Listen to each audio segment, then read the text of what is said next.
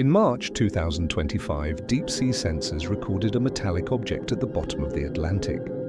But this object was standing on a straight rail. Researchers couldn't believe their eyes. The trail was followed and we came across something, a 4-car train. It was rusted, but it was intact. Strangest of all, the windows were still in place. Entering the first carriage, one noticed that there were still some intact seats inside, even a wall clock. It was as if someone had abandoned it and run away. In the third carriage, a chained door was found. The door was locked. The sign said, "Do not enter." But why? Who had left this note and when? The door opened in a controlled manner. Inside there was only one thing, a metal chest, no date, no markings, just a deep scratch.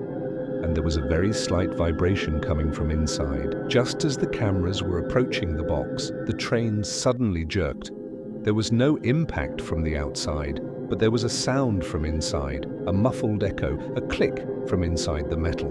The team withdrew. It wasn't a rescue, just a reconnaissance, but the train was there. And that chest is still vibrating there. Sometimes the ocean carries not only water, but secrets. What this train was transported with, why it went there, who locked it, is still unknown. But maybe one day it will open again.